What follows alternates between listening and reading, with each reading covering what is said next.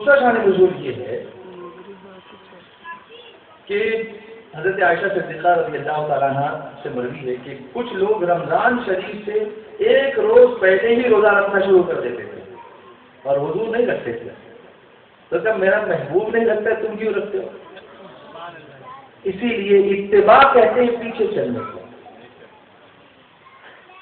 اللہ تبارک و تعالیٰ قرآن پاک میں دوسری جگہ فرماتا ہے کہ اگر تم اللہ سے ڈرتے ہو، اللہ سے محبت کرتے ہو، قل ان کنتم تحبون اللہ فاتبعونی یحببکم اللہ. اے محبوب تم فرما دو اگر تم اللہ سے محبت کرتے ہو تو میرے پیچھے چلو تو اللہ تم سے محبت کرے گا. پتا چلا جو رسول کے پیچھے ہوئے گا اللہ اس سے محبت کرے گا، جو رسول کی اتباع کرے گا. آگے بڑھنے کی بات نہیں ہے کہ ہم عمل کریں گے تو آگے بڑھ جائیں گے، ایسی بات نہیں ہے. قرآن اس پر شاہد ہے کہ ہم رسول اللہ کے جنت رسول اللہ. حضور کے ہو جاؤ جنت تمہاری ہو جائے، تم حضور کے ہو جاؤ جنت تمہاری ہو جائے. تم حضور کے ہو جاؤ خود رب تمہاری بارگاہ رب تم پر رحمتوں کی بارش نازل فرمائے.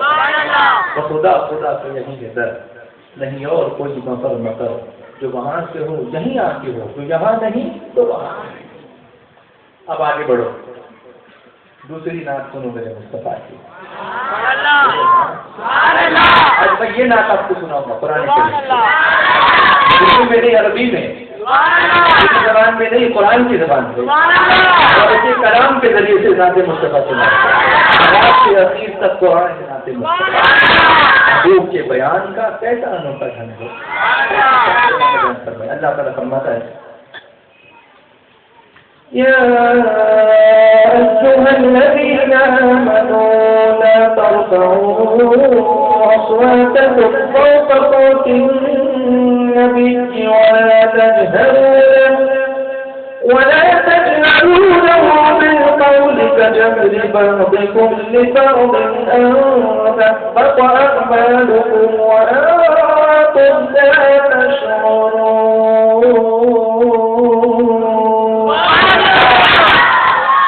پھر خطاب ہوا ایمان والوں سے، یا ایھا الذین آمنوا. کس سے ہوا؟ بولو یا ایھا الذین آمنوا. محبت سے پڑھنا. یا ایھا الذین آمنوا. قرآن شریف کی لذت کو محسوس کرو. قرآن پڑھنے میں کتنی لذت ہوتی ہے. میرے آقا فرماتے ہیں قرآن کریم کی ہر حرف کے بدلے میں اللہ تم کو 10 نیکی عطا فرماتا ہے. اور آقا فرماتے ہیں میں یہ نہیں کہتا کہ الف ایک حرف ہے، بلکہ فرمایا الف ایک حرف ہے، لام ایک حرف ہے اور میم ایک حرف ہے. جس نے الف کہا اس کو 10، جس نے لام پڑھا اس کو 10، جس نے میم پڑھا اس کو 10. الف لام میم پڑھا تو اللہ 30 نے کیا. کسی نے کیا؟ اب کیا جو الذین آمنوا میں جتنے حروف ہیں گن لو، اس کو 10 سے ملٹیپلائی کر لو.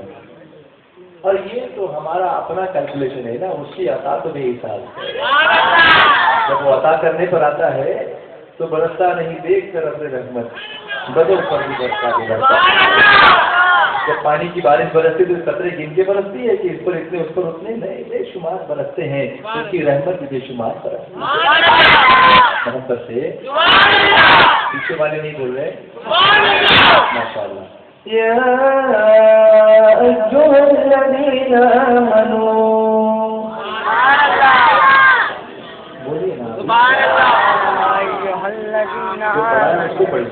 یا ایھا الذین آمنوا. کس کو پکارا ہے؟ اے ایمان والو. کس نے پکارا؟ اللہ نے. بولو کس نے پکارا؟ اللہ نے. تو آپ کو خوشی کیوں نہیں ہوتی؟ سمجھانے کے لیے کہتا ہوں اللہ ان مثالوں سے پاک ہے. لیکن اگر انڈیا کا پرائم منسٹر تم کو نام لے کے پکارے تم کتنے خوش ہو گے؟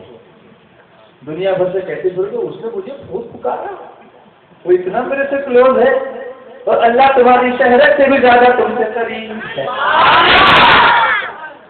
وَنَحْنُ أَقْرَبُ إِلَيْهِ مِنْ حَبْلِ الْوَرِيدِ. وہ فرماتا ہے ہم ان کی شہرت سے بھی زیادہ ان سے قریب ہیں. اب وہ تمہیں پکار رہا ہے. تمہیں خوشی نہیں ہونی چاہیے کہ میرا مالک مجھے پکار رہا ہے، میرا خالق مجھے پکار رہا ہے؟ بولو نا، کیسے پکار رہا ہے؟ میں نے تم کو آیت سنائی نا، حصہ سنا، کیا تھا وہ؟ جھوم کر پڑھیے،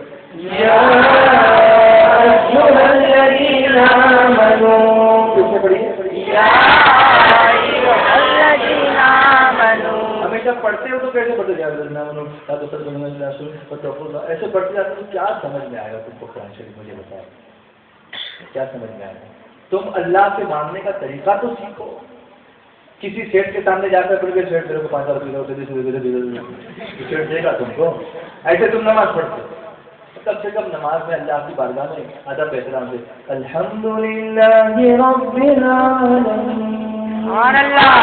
اتنا پڑھتا ہوں اتنے میں کتنوں کے سجدے ہو جاتے ہیں۔ دیکھا میں نے، میں الحمدللہ رب العالمین کو ٹھپ ٹھپ 2 سجدے کر کے کھڑا ہو گیا۔ اس کا پڑھا کیا اس نے؟ اس کو ملے گا کیا؟ آپ بھی دیکھتے ہوں گے ایسے نماز پڑھنے والے، اور اس کو خود حضور صلی اللہ علیہ وسلم نے فرمایا کہ کچھ لوگ ایسے نماز پڑھتے سجدہ کرنے سے جیسے مرغا چونچ مارتا ہے، ایسی نمازیں، ایسی نمازیں تمہیں کیا ملے گا؟ کسی کے در پر جا کر کے، ارے بھکاری سے سیکھو مانگنا، تمہارے دربار پہ تمہارے دروازے پہ آتا ہے تو کتنی اچھی اچھی باتیں پڑھتا ہے، کیسے اچھے اچھے انداز میں سفیر اگر سلامت رہے، مال بچے آباد رہے، دعا کرے درویش رحمت اللہ، تو دینے والا بھی اچھا دیتا ہے کہ اچھا مانگ رہا ہے۔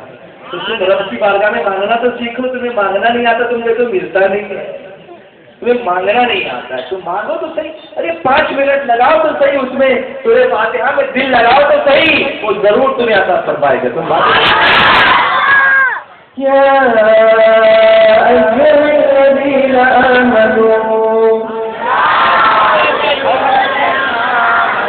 دیکھو لذت مل رہی ہے نا، یہ قرآن کی لذت ہے، اور اسی لذت نے عمر کو فاروق اعظم بنا دیا، صرف عمر ابن خطاب کے لیکن فاروق اعظم بن گئے، سبحان اللہ۔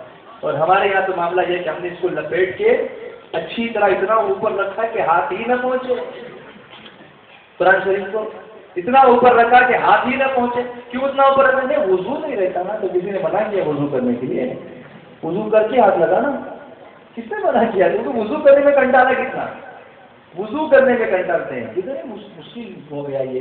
ایسا نہیں کرو، یہ واحد کتاب دنیا میں آپ کو ملے گی جس کا دیکھنا بھی عبادت، جس کا چھونا بھی عبادت، جس کا چھونا بھی عبادت، سینے سے لگانا بھی عبادت، سینے میں اتارنا بھی عبادت، بھی عبادت، پڑھنا عبادت، کرنا بھی عبادت۔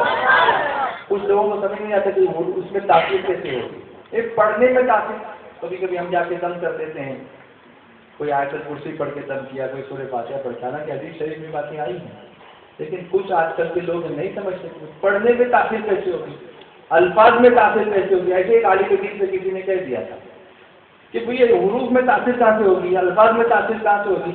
تو انہوں نے کچھ نہیں کہا، صرف اتنا کہا گدھا کتا، تو غصہ آ گیا، اس کو بھڑک گیا، اس سے کہا کیا مجھے ایسا کہہ رہے ہو؟ کہا تو نے کہا تاثیر الفاظ میں نہیں ہوتی، جب ان 2 الفاظ میں اتنی تاثیر ہے کہ تجھے غصہ آ گیا، تو اللہ کے کلام میں تاثیر نہیں ہوگی، تیرا غصہ ٹھنڈا ہو جائے۔ یہ بھڑکانے والی تاثیر ہے، اور یہاں شفا ملنے والی تاثیر ہے، یہ اللہ کا کلام ہے۔ جب جو جانوروں کے نام میں تاثیر ہے تو اللہ کے نام میں تاثیر نہیں ہوگی، ہمیں سمجھنے کی بات ہے۔ پھر سے پڑھیے یا ایھا الذین آمنوا، کیسے پڑھتے ہیں دیکھیں، اور کس طرح سے پڑھو، کون پکار رہا ہے؟ کس کو پکار رہا ہے؟ ایمان والے۔ لیکن اب دیکھو کیوں پکار رہا ہے، اللہ فرماتا ہے لا ترفعوا اصواتکم فوق صوت النبی، اپنی آوازیں اونچی نہ کرو اس غیب بتانے والے نبی کی آواز سے۔ ادب بتایا جا رہا ہے کہ جب ان سے بات چیت کرو تو ان سے اونچا نہ بولو، ان سے اونچا نہ بولو۔ وَلَا تَجْهَرُوا لَهُ بِالْقَوْلِ كَجَهْرِ بَعْضِكُمْ لِبَعْضٍ، اور ان کے حضور بات چلا کر نہ کہو جیسے آپس میں ایک دوسرے کے سامنے چلاتے ہو، ایک دوسرے سے جیسی بات کرتے ہو نا بے تکلفی کے ساتھ، میرے محبوب سے بے تکلفی کی بات نہ کرنا، میرے محبوب سے آپس میں باتیں کرتے ہو ویسے بات نہ کرنا، خبردار میرا محبوب ہے وہ، ان کی تعظیم کرو، توقیر کرو، توصیف کرو، ادب کرو، یہ حکم دیا گیا۔